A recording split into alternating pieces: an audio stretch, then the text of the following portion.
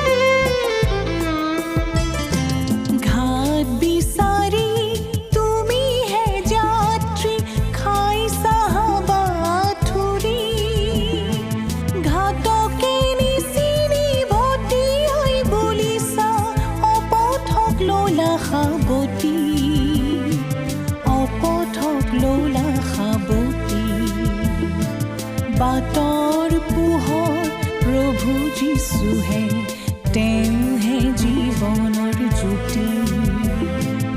এই জীৱনৰে বাট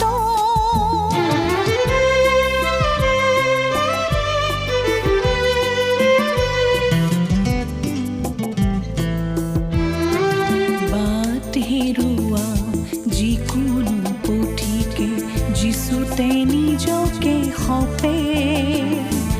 যিশুৰ বাক্যই বাট দেখুৱাই ঠিকনা ওচৰ চাপে। জটিল জীৱন শিথিল কৰি যদিহে যিশুক দিয়া, শান্তিৰ কোমৰে শান্তি আনিব, জোৰ পৰিব। নমস্কাৰ। খ্ৰীষ্টীয় বিশ্বাসী ভাই ভনীসকললৈ বিশেষভাৱে প্ৰস্তুত কৰা আমাৰ এই বাইবেল অধ্যয়নৰ ধাৰাবাহিক অনুষ্ঠান ভক্তি বচনলৈ আপোনালোক সকলোকে উষ্ম আদৰণি জনাইছোঁ। আমি এতিয়া বাইবেলৰ নতুন নিয়ম খণ্ডৰ প্ৰথমখন পুস্তক মুঠিয়ে লিখা শুভবাৰ্তা নামৰ পুস্তকখন অধ্যয়ন কৰি আছোঁ।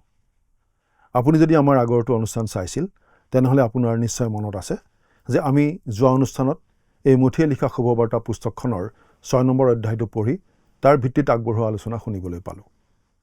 আজিৰ অনুষ্ঠানত আমি মুঠিয়ে লিখা শুভবাৰ্তাৰ 7 নম্বৰ অধ্যায়ৰ 1 নম্বৰ পদৰ পৰা শেষৰটো পদলৈকে পঢ়ি তাৰ ভিত্তিত আলোচনা আগবঢ়াবলৈ ওলাইছোঁ। এতিয়া আমি চাই আছোঁ প্ৰভু যীশুৱে পৰ্বতত দিয়া সেই বিখ্যাত উপদেশটো। মুঠি 5 নম্বৰ অধ্যায়ৰ পৰা 7 নম্বৰ অধ্যায়ত এই পৰ্বতত দিয়া উপদেশটো আমি পাওঁ আৰু ই হৈছে ৰজাৰ ঘোষণা পত্ৰ। ইয়াৰ থুলমূল ৰূপ এটা আন শুভবাৰ্তাবোৰতো আছে। 6 নম্বৰ অধ্যায়ত আমি প্ৰভু যীশুৱে আমাক সকীয়াই দিয়া সেই বিষয়বোৰ পাওঁ য'ত আমাৰ বাহ্যিক ধাৰ্মিকতাৰ কামবোৰ যেনে দান বৰঙণি দিয়া, প্ৰাৰ্থনা কৰা, উপবাস দিয়া আদি নিয়ন্ত্ৰণ কৰা আভ্যন্তৰীণ উদ্দেশ্যবোৰৰ বিষয়ে পাওঁ। লগতে ধন সম্পত্তিৰ বিষয়ে আমাৰ মনোভাৱ আৰু স্বৰ্গৰাজ্যৰ প্ৰজাসকলৰ ঈশ্বৰৰ সৈতে সম্পৰ্কৰ বিষয়ে আমি পাওঁ। অৰ্থাৎ 6 নম্বৰ অধ্যায়ত আমি ধৰ্মৰ বাহ্যিক ৰূপটোৰ বিষয়ে পাওঁ। 5 নম্বৰ অধ্যায়ত ৰজাই কৈছে তেওঁৰ প্ৰজাসকলৰ কেনে ধাৰ্মিকতা থকা উচিত। এই ধাৰ্মিকতা হ'ব লাগিব ফৰিচী আৰু সদ্দুকীবিলাকৰ ধাৰ্মিকতাতকৈ উন্নত, আৰু সেই ধাৰ্মিকতা আহে খ্ৰীষ্টত বিশ্বাস কৰাৰ যোগেদি। 6 নম্বৰ অধ্যায়ত মুঠিয়ে কৈছে ৰাজ্যৰ প্ৰজাবিলাকে কেনে ধাৰ্মিকতা প্ৰদৰ্শন কৰি চলিব লাগে। ঈশ্বৰৰ উদ্দেশ্যে কিবা এটা কৰোঁতে আমি কি উদ্দেশ্যত কৰোঁ সেইটো সকলোতকৈ দৰকাৰী কথা। এই কথাবোৰত কোনো তৃতীয় ব্যক্তিৰ প্ৰৱেশ ঘটিব নালাগিব। এইবোৰ আমাৰ আত্মাৰ আৰু ঈশ্বৰৰ মাজৰ সম্বন্ধৰ কথা। আহকচোন এতিয়া আমি মথিয়ে লিখা শুভবাৰ্তাৰ 7 নম্বৰ অধ্যায়ৰ পৰা চাই যাওঁ। 1 আৰু 2 নম্বৰ পদ পঢ়ি দিম। মথি 7 নম্বৰ অধ্যায়ৰ 1 আৰু 2 নম্বৰ পদ। তোমালোকে পৰৰ বিচাৰ নকৰিবা, তেহে তোমালোকৰো বিচাৰ কৰা নহ'ব। কিয়নো যেনেকুৱা বিচাৰেৰে তোমালোকে বিচাৰ কৰা, তেনেকুৱা বিচাৰেৰে তোমালোকৰো বিচাৰ কৰা হ'ব। আৰু যি জোখেৰে তোমালোকে জোখা, সেই জোখেৰে তোমালোকলৈকো জোখা হ'ব। এই পদ দুটা প্ৰায়ে ভুল বুজা হয়। বিচাৰ কৰা মানে সিদ্ধান্ত লোৱা, বিশেষ ধাৰণা লোৱা, দোষী বুলি ঘোষণা কৰা, প্ৰতিশোধ লোৱা। ইয়াত আচলতে দোষী বুলি ঘোষণা কৰা মনোভাৱ এটাহে সোমাই আছে। এই পদটোৰ অৰ্থ এনে নহয় যে ঈশ্বৰৰ সন্তানে আনৰ প্ৰতি কিবা এটা ধাৰণা কৰি লোৱাটো সম্পূৰ্ণ নিষেধ। কিন্তু আমি আনৰ অন্তৰত থকা মনোভাৱৰ বিচাৰ কৰি তেওঁলোকক দোষী সাব্যস্ত কৰাতে নিষেধ কৰা হৈছে। আমাৰ কোনো এজন খ্ৰীষ্টীয় ভাইয়ে কিবা এটা কাম কিয় কৰে আমি বুজি নাপাওঁ। আমি কেৱল বাহ্যিক ৰূপটোহে, বাহ্যিক কামটোহে দেখা পাওঁ। আনৰ ভুল কাম আৰু মন্দ আচৰণৰ বিষয়ে মত পোষণ কৰাত ঈশ্বৰে আমাক বাধা দিয়া নাই বুলি আমি দেখিবলৈ পাম। কিন্তু আমি আনৰ প্ৰতি অতি কঠিন মত গ্ৰহণ কৰা মানুহ হ'লে আমাক সকলোৱে সেইদৰেই জানিব। এনেকুৱা মানুহৰ বিষয়ে আমি নিশ্চয় শুনিছোঁ, যাৰ বিষয়ে আন মানুহে কয়, তেওঁ কোৱা কথাত একেবাৰে পাত্তা নিদিব। তেওঁ কেতিয়াও কাৰো বিষয়ে একো ভাল কথা নকয়ে, সদায় সকলোৰে দুখটোহে আঙুলিয়াই দিয়ে। অৰ্থাৎ সেই মানুহজনে আনক যেনেকৈ বিচাৰ কৰে, তেওঁকো আনে তেনেকৈ বিচাৰ কৰিছে। আচলতে প্ৰভু যীশুৱে ইয়াত তাকেই কৈছে। 3 নম্বৰ পদটো পঢ়ি দিম। তুমি নিজৰ চকুত থকা চুটিলৈ মন নকৰি ভায়েৰাৰ চকুত থকা কুটাডালিলৈ কিয় চাইছা? তেওঁ আপোনাৰ ভাইৰ চকুত থকা সৰু কাঠৰ গুৰি এটাক আপোনাৰ চকুত থকা প্ৰকাণ্ড কাঠৰ চুটিয়াডালৰ লগত তুলনা কৰিছে। কাঠৰ টুকুৰাটো হৈছে সমালোচনাৰ মনোবৃত্তি। আপোনাৰ চকুত সেইটো থকালৈকে আপুনি আনৰ সামান্য দুখ এটাও বিচাৰ কৰাৰ অধিকাৰ আপোনাৰ নাই। 4 আৰু 5 নম্বৰ পদ। আৰু চোৱা, নিজৰ চকুত চুটি এডাল থাকোঁতেই তোমাৰ চকুৰ পৰা কোটাডালি উলিয়াবলৈ দিয়া এই কথা ভাইৰাক কেনেকৈ ক'ব পাৰা? এই বিষয়ে আমি নিশ্চয় সাৱধান হ'ব লাগে। আমি আনৰ প্ৰতি কঠিন বিচাৰ কৰিব নালাগে বুলি প্ৰভু যীশুৱে কৈছে যদিও তেওঁ এই বুলিও কৈছে যে ফলৰ দ্বাৰাই তেওঁলোকক চিনিবা। এজন বিখ্যাত লোকে কৈছিল, মই বিচাৰক নহওঁ, ফল পৰিদৰ্শকহে। কোনো এজন খ্ৰীষ্টীয় বিশ্বাসীয়ে নিজৰ জীৱনত ফল উৎপন্ন কৰি আছেনে নাই আমি নিশ্চয় ক'ব পাৰোঁ। 6 নম্বৰ পদ। কুকুৰবোৰক পবিত্ৰ বস্তু নিদিবা, আৰু তোমালোকৰ মুকুতা গাহৰিৰ আগত নেপেলাবা, কিজানি সিহঁতে সেইবোৰক ভৰিৰে গছকে আৰু ঘূৰি তোমালোককো চিৰি পেলায়। কুকুৰ আৰু গাহৰিনো কোন আমি সেইটো থিৰাং কৰিব লাগিব। এইবোৰ চাৰিঠেঙীয়া নিশ্চয় নহয়। আমি পবিত্ৰ বস্তু কুকুৰৰ আগত আৰু গাহৰিৰ আগত মুকুতা নিশ্চয় নিদিওঁ। গতিকে আমি কিবা এটা কৰাৰ আগতে কথাটো উচিত ৰূপে বিবেচনা কৰি চাব লাগিব। কেতিয়াবা কিছুমান ঠাইত আৰু কিছুমান সময়ত আমি মুখেৰে এটা শব্দও কোৱা উচিত নহয়, এটা বাক্যও কোৱা উচিত নহয়। এই কথাটো আমি বুজি পাব লাগিব। আমাৰ কুকুৰ আৰু গাহৰিৰ নিচিনা মানুহ থাকে। আমি কি কৰিব লাগিব? প্ৰভুৱে আমাক আনৰ বিচাৰ কৰিবলৈ মানা কৰিছে, তাৰ পাছত আকৌ আনৰ বিষয়ে ভালদৰে বিবেচনা কৰি চাবলৈ আমাক কৈছে। আমি আচলতে কি কৰিব লাগে তেওঁ পাছৰ পদটোতেই কৈছে। 7 আৰু 8 নম্বৰ পদ। খোজা, তেহে তোমালোকক দিয়া হ'ব, বিচাৰা, তেহে পাবা, টুকুৰিবা, তেহে তোমালোকলৈ দুৱাৰ মুকলি কৰা হ'ব। কিয়নো যেয়ে খোজে সেয়ে পায়, যেয়ে বিচাৰে সেয়ে দেখা পায়, আৰু যেয়ে টুকুৰিয়াই তালৈকে দুৱাৰ মুকলি কৰা হয়। এই জগতত আন মানুহবোৰৰ কেনেদৰে মুখামুখি হোৱা উচিত, সেইটো আচলতে ঈশ্বৰৰ সন্তানসকলৰ বাবে এটা ডাঙৰ সমস্যা। আমি প্ৰতিদিনে নানা ধৰণৰ মানুহৰ সংস্পৰ্শলৈ আহোঁ। কিছুমানক আমাৰ বন্ধুত্ব আৰু সহায়ৰ প্ৰয়োজন। আমি তেওঁলোকৰ প্ৰতি তেনে ব্যৱহাৰ কৰা উচিত। আন কিছুমান আকৌ অতি ভয়ংকৰ আৰু জঘন্য। তেওঁলোকে আমাক বিভিন্ন ধৰণে ধ্বংসৰ পিনে ঠেলি দিব পাৰে। আমি তেনে লোকক আমাৰ পৰা আঁতৰত ৰখাই উচিত। আমি কেনেদৰে জানিম, কেনেদৰে চিনি পাম? খোজা, বিচাৰা, টুকুৰিবা। এই কথাৰ প্ৰসংগতে এনেদৰে কোৱা হৈছে। এই পদকেইটা আন ক্ষেত্ৰতো প্ৰযোজ্য, কিন্তু ইয়াত বিশেষভাৱে গুৰুত্বপূৰ্ণ। এজন মানুহে কৈছিল, মোৰ ঘৰৰ পৰা গীৰ্জালৈ গাড়ী চলাই যাবলৈ আধা ঘণ্টামান সময় লাগে। সেই সময়খিনিত মই প্ৰাৰ্থনা কৰি কৰি প্ৰভুক কৈ যাওঁ, দিনটোত মই বহুতো নতুন মানুহ লগ পাম, গতিকে যাতে মই কেনে ব্যৱহাৰ কৰা উচিত তেওঁ মোক কৈ দিয়ে। কিছুমানক মোৰ সহায়ৰ প্ৰয়োজন হ'ব, আন কিছুমানে আকৌ মোৰ পিঠিত চুৰি বহুৱাব বিচাৰিব। আমি যে কিমান মানুহৰ দ্বাৰা ঠগ খাই থাকোঁ অলপ চিন্তা কৰি চাওকচোন। এইটো মন কৰিবলগীয়া কথা যে আদিমণ্ডলীত পিতৰে জানিছিল অননীয় আৰু ছফিৰাই মিছা কথা কৈছিল বুলি। পাচনিৰ কৰ্ম 5 নম্বৰ অধ্যায়ৰ 1 পৰা 11 নম্বৰ পদত আমি এই ঘটনাটোৰ বিষয়ে পঢ়িবলৈ পাওঁ। কিন্তু আজি আনে মিছা কথা ক'লে আমি হ'লে ধৰিবই নোৱাৰোঁ। গতিকে আদিমণ্ডলীত তেওঁলোকৰ যি আত্মিক প্ৰখৰতা আছিল চিন্তা কৰি চাওকচোন। তেনেকুৱা আত্মিক প্ৰখৰতা আৰু ভাল বেয়া চিনি পাব পৰা আত্মিক প্ৰখৰতা আজি আমাৰ মাজত নোহোৱা হৈছে। আজি কিছুমান মানুহৰহে এই বৰটো আছে বুলি আমি বিশ্বাস কৰোঁ। এইটো প্ৰাৰ্থনাৰ এটা বিষয় কৰাটো অতি দৰকাৰী কথা। আপুনি নতুন বন্ধু এজন পালে তেওঁৰ প্ৰতি কেনে ব্যৱহাৰ কৰিব লাগিব ঈশ্বৰক প্ৰাৰ্থনা কৰেনে? এনে কৰাটো ভাল। ঈশ্বৰে এই ক্ষেত্ৰত আমাক সহায় কৰিব খোজে বুলি আমি পাছৰ পদটোতেই পাওঁ। 9 পৰা 11 নম্বৰ পদলৈকে পঢ়ি দিম। কিয়নো পুতেকে পিঠা খুজিলে তাক শিল দিব, মাছ খুজিলে সাপ দিব। তোমালোকৰ মাজত এনে কোন মানুহ আছে? এই হেতুকে তোমালোকে দুৰ্জন হৈও নিজৰ সন্তানক যদি ভাল বস্তু দিব জানা, তেন্তে তাতকৈও তোমালোকৰ স্বৰ্গত থকা পিতৃয়ে তেওঁত খোজাবিলাকক ভাল বস্তু নিদিবনে? ইয়াতেই সোণালী নীতিটো আহিছে। আনে যেনে ব্যৱহাৰ কৰিলে আমি ভাল পাওঁ, আমি আনকো তেনে ব্যৱহাৰ কৰিব লাগে। আপুনি কোনো নতুন মানুহক লগ পালে কেনে ব্যৱহাৰ কৰিব আপুনি নাজানে। আপুনি বিচাৰ কৰা উচিত নহয়। কিন্তু তেওঁ যদি কুকুৰ বা গাহৰি, আপুনি সেইটো জনাটো ভাল। আজি আমি ঠগৰ পৰা সাৱধান হ'ব লাগে। গতিকে আমি কি কৰিম? এইটো আমাৰ এটা প্ৰাৰ্থনাৰ বিষয় হোৱা উচিত। এতেকে সকলো বিষয়তে লোকে তোমালোকক যেনে ব্যৱহাৰ কৰিলে ভাল পোৱা, তোমালোকেও তেওঁবিলাকক তেনে ব্যৱহাৰ কৰা। কিয়নো এয়ে বিধান আৰু ভাৱবাদীসকলৰ সাৰ। এই নীতিৰ ভিত্তিতে আমি কাম কৰিব লাগিব। এই মহান নীতিটোত এতেকে শব্দটো সকলোতকৈ দৰকাৰী। আগৰ কথাবোৰৰ লগত এই নীতিটো সাঙুৰি দিছে, অৰ্থাৎ ই প্ৰাৰ্থনাৰ লগতে আহে। আপুনি এই নীতিটো অকলে লৈ তাৰ ভিত্তিতেই জীৱন কটাই বুলি নক'ব।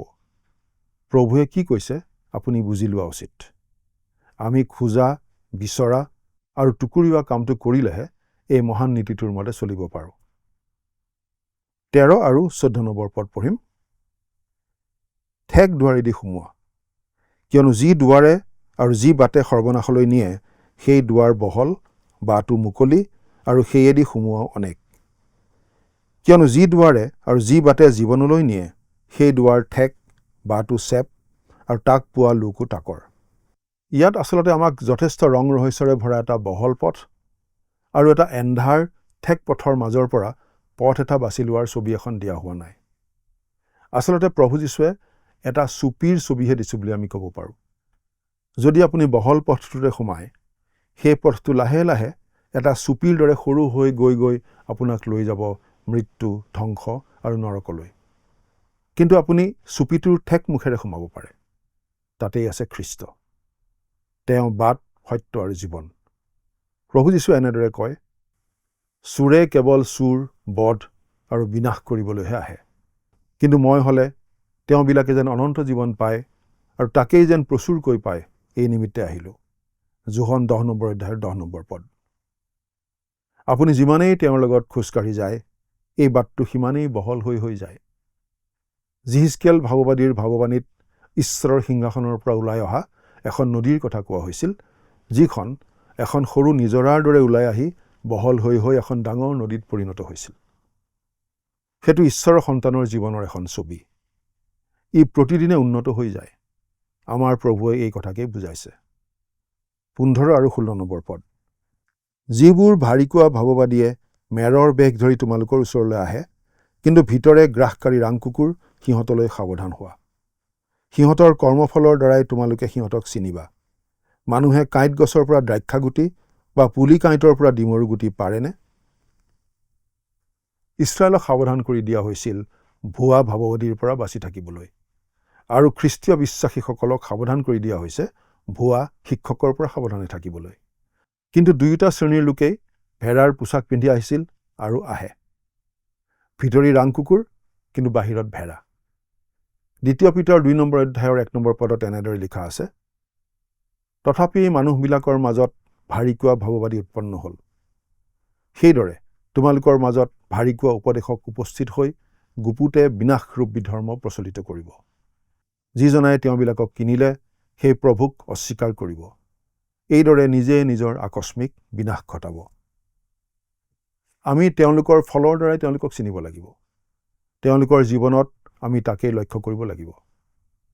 এতিয়া একেবাৰে 21 নম্বৰ পদটো পাঠ কৰি দিম।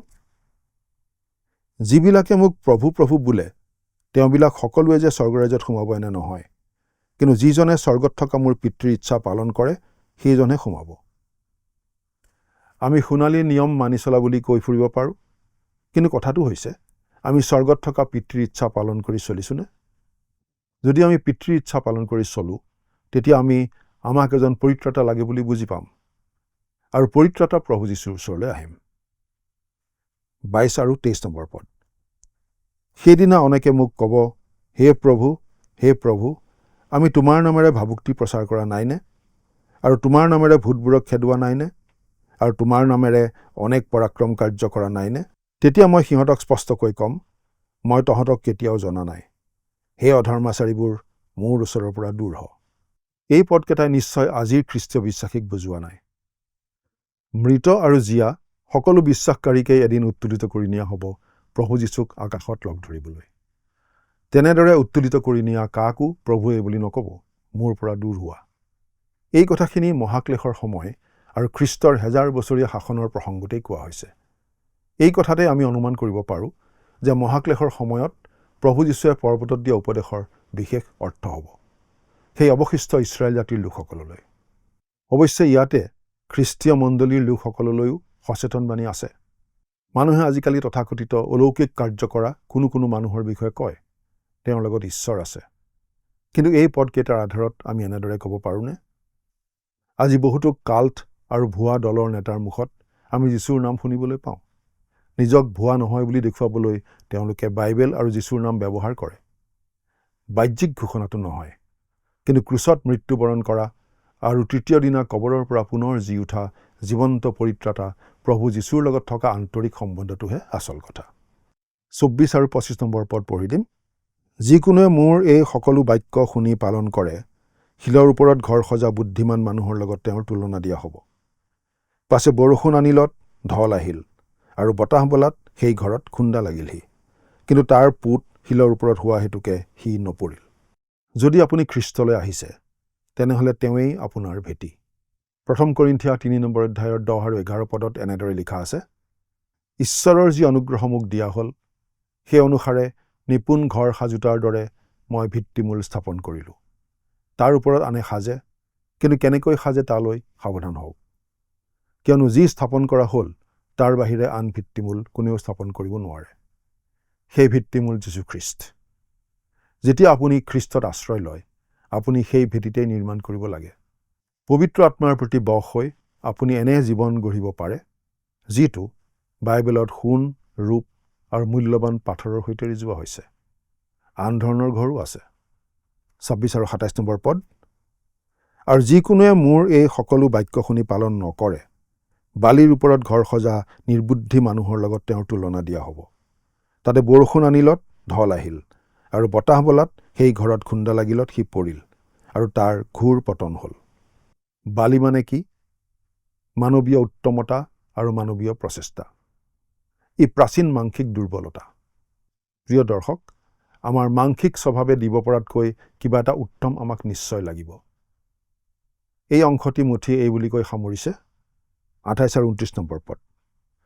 যীশুৱে এই সকলো বাক্য কৈ এটালত লোকসমূহে তেওঁৰ উপদেশত বিস্ময় মানিলে, কিয়নো তেওঁবিলাকৰ অধ্যাপকসকলৰ দৰে উপদেশ নিদি ক্ষমতাপন্নজনৰ দৰে তেওঁবিলাকক উপদেশ দিলে। প্ৰভু যীশু কেনেকুৱা শিক্ষক আছিল? তেওঁ কৰ্তৃত্বপূৰ্ণভাৱে শিকাইছিল। তেওঁ পঢ়া কথাকে আওৰাই থকা নাছিল। আমি আচলতে ক'বলগীয়া গুৰুত্বপূৰ্ণ কথা একোৱেই নাথাকে যদিহে আমি ঈশ্বৰৰ বাক্যৰ কৰ্তৃত্বেৰে নকওঁ, আৰু যদিহে কোৱা কথাখিনি আমি ঈশ্বৰৰ বাক্য বুলি বিশ্বাস নকৰোঁ।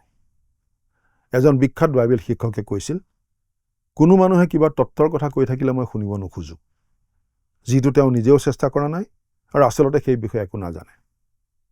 আজি আমাৰ দিবলগীয়া এটা শুভবাৰ্তা আছে, আমাৰ পৰিত্ৰাণৰ বাৰ্তা। ই কাৰ্যক্ষম বুলি আমি জানো, কাৰণ আমাৰ নিজৰ জীৱনৰ ক্ষেত্ৰত এই বাৰ্তা সফল হৈছে, আৰু খ্ৰীষ্টলৈ অহা আন মানুহৰ জীৱনতো ই সফল হোৱা আমি দেখিবলৈ পাইছোঁ। প্ৰিয় দৰ্শক, পৰ্বতত দিয়া উপদেশ শাস্ত্ৰৰ অতি মনোমোহা অংশ। এই অংশটিৰ মাজেৰে এনেই পাৰ হৈ নাযাব। যদি আমি ঠিকমতে পঢ়োঁ, ই আমাক যীশুখ্ৰীষ্টৰ কাষলৈ চপাই আনিব। আমি যে ইয়াৰ নীতিবোৰৰ মানদণ্ড বজাই ৰখাত বিফল হৈছোঁ, সেইটো আমি নিজেই বুজি পাওঁ। ই আমাক কৰুণা বিচাৰি ক্ৰন্দন কৰোৱাব আৰু পৰিত্ৰাণ বিচাৰি খ্ৰীষ্টলৈ আনিব। যেতিয়া আমি খ্ৰীষ্টক পৰিত্ৰাতা হিচাপে গ্ৰহণ কৰোঁ, তেতিয়া তেওঁ আমাক পবিত্ৰ আত্মা দিয়ে, আমাক উচ্চ মানদণ্ডৰ জীৱন কটোৱাত সহায় কৰিবলৈ। আমি পৰ্বতত দিয়া উপদেশৰ কথাখিনি থুলমূলকৈ আকৌ এবাৰ চোৱাটো ভাল হ'ব। আমি দিয়া বহুতো মন্তব্য বহুতৰ বাবে নতুন ধৰণৰ যেন লাগিব পাৰে। বহুতো লোকে ভাবে যে এই উপদেশে বৰ্তমান সমাজত খ্ৰীষ্টীয় বিশ্বাসীজন কেনেদৰে চলিব লাগে সেই কথা কয়, আৰু এইবোৰ খ্ৰীষ্টীয় মণ্ডলীৰ প্ৰতি দিয়া হৈছে। কিন্তু আমি অলপ পিছুৱাই গৈ ঈশ্বৰৰ বাক্য সামগ্ৰিকভাৱে চালে দেখিবলৈ পাওঁ যে মানৱ জাতিক শাসন কৰিবলৈ ঈশ্বৰে 3টা ব্যৱস্থা দিছে। প্ৰথমটো হ'ল মুচিৰ ব্যৱস্থাৱলী। আদি পুস্তক 7 নম্বৰ অধ্যায়তে আমি পালোঁ, ঈশ্বৰে এটা পৰিয়ালৰ বাহিৰে গোটেই মানৱ জাতিকে ধ্বংস কৰিবলগীয়া হৈছিল জলপ্লাৱনৰ যোগেৰে। কাৰণ গোটেই মানৱ জাতি মন্দ আছিল। মানৱ জাতি ঈশ্বৰৰ পৰা আঁতৰি গৈছিল। গতিকে ঈশ্বৰে শাস্তি দিবলগীয়া হৈছিল। মাত্ৰ এজন মানুহ পৰিয়ালৰ সৈতে বাচি গৈছিল, আৰু সেই পৰিয়ালৰ পৰাই হোৱা মানুহবোৰৰ মাজৰ পৰাই তেওঁ ব্যৱস্থা কৰিলে এজন মানুহ উলিয়াবলৈ, এই পৃথিৱীত তেওঁৰ সাক্ষ্য দিবলৈ, আৰু আচলতে তেওঁলোকক এখন দেশ দিবলৈ। তেওঁ তেওঁলোকক এটা মহান জাতি কৰিব আৰু গোটেই জাতিবোৰৰ প্ৰতি আশীৰ্বাদ স্বৰূপ কৰিব। তেওঁলোকৰ যোগেদি গোটেই জগতখনক নিজলৈ আনিব। তেওঁ তেওঁলোকক মুচিৰ যোগেদি মুচিৰ ব্যৱস্থাৱলী দিলে। অতি সুন্দৰ বলিবিধান দিলে।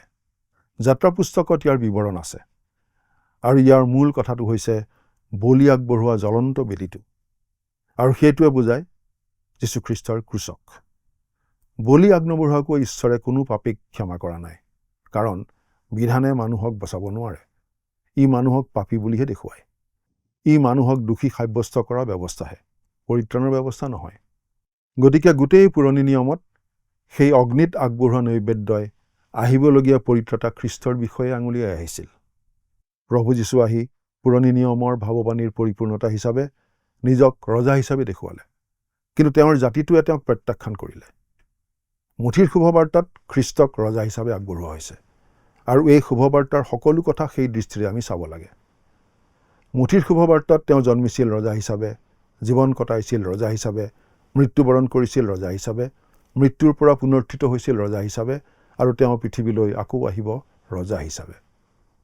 তেওঁ এই পৃথিৱীত থাকোঁতে এটা আইন ব্যৱস্থা প্ৰকাশ কৰিছিল, মুচিৰ ব্যৱস্থাৱলীতকৈ সম্পূৰ্ণ বেলেগ। 5 পৰা 7 নম্বৰ অধ্যায়ত থকা পৰ্বতত দিয়া উপদেশ, ইয়াৰ সাৰাংশ আন শুভবাৰ্তাটো আছে যদিও মুঠিত সম্পূৰ্ণকৈ আছে। আমি ভাবোঁ এইখিনিও আচলতে থুলমূলহে, কাৰণ তেওঁ মুচিৰ দ্বাৰা দিয়া 10টা আজ্ঞাৰ মাত্ৰ 2টা আজ্ঞাহে ইয়াত বহু উচ্চ পৰ্যায়লৈ নিছে। উদাহৰণস্বৰূপে, আপোনাৰ ভাইৰ প্ৰতি খং ভাৱ ৰাখিলে নৰবধ কৰাৰ নিচিনা হয়। তেনে কথা পুৰণি নিয়মত নাই।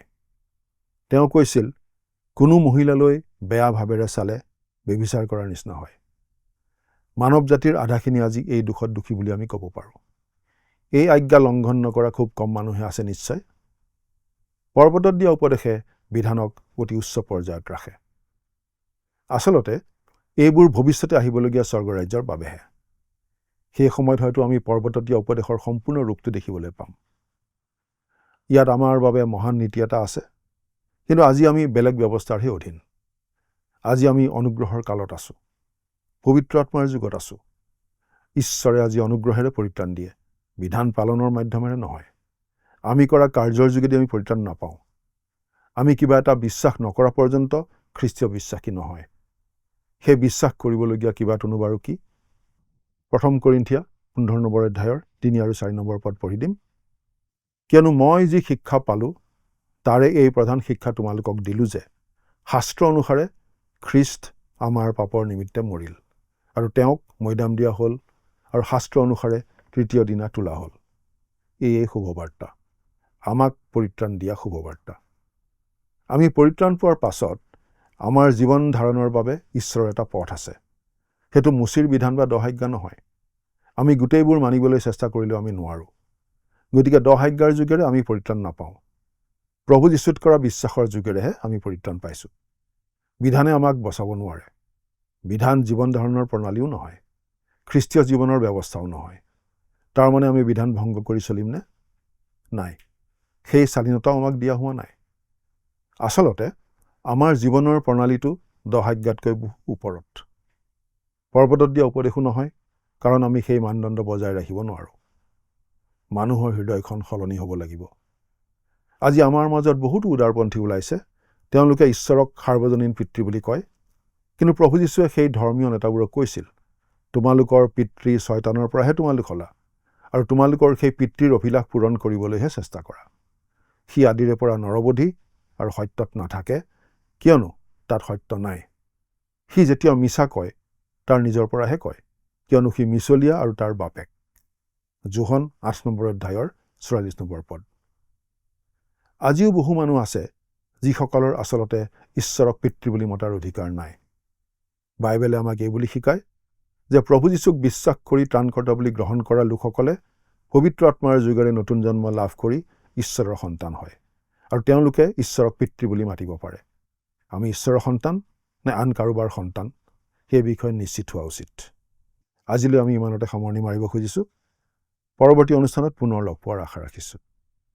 কিন্তু তাৰ আগতে আহকচোন খন্তেক প্ৰাৰ্থনাত মূৰ নত কৰোঁ।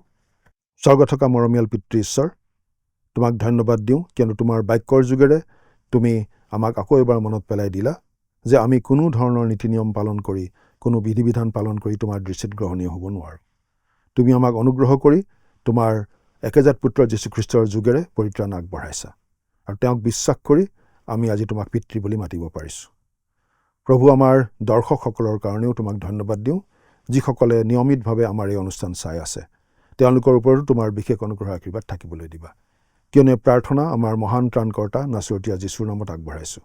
আমেন।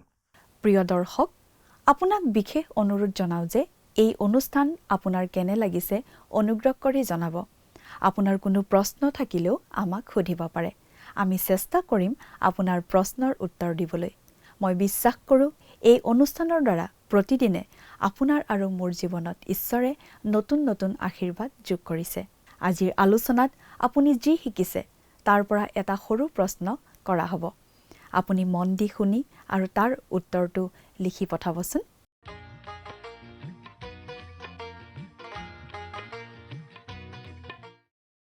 যোৱা অনুষ্ঠানত প্ৰচাৰিত প্ৰশ্নটিৰ শুদ্ধ উত্তৰ হৈছে নিষ্ঠাবান আৰু সৰল। আজিৰ অনুষ্ঠানৰ আধাৰিত প্ৰশ্নটি হৈছে প্ৰভু যীশু কেনেকুৱা শিক্ষক আছিল?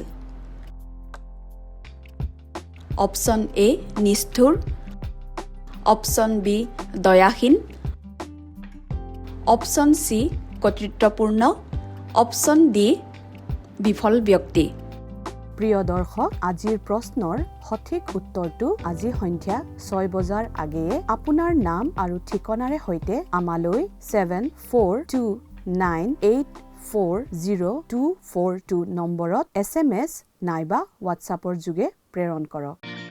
প্ৰিয় দৰ্শক, আপুনি যদি আমাৰ এই অনুষ্ঠানৰ যোগেদি আশীৰ্বাদপ্ৰাপ্ত হৈছে আৰু আমাৰ লগত কথা পাতিবলৈ বিচাৰিছে বা আপোনাক প্ৰাৰ্থনাৰ সহায় পৰামৰ্শ লাগে, তেন্তে আমালৈ 7429840242 এই নম্বৰত পোনপটীয়াকৈ ফোন কৰিব পাৰিব। ধন্যবাদ।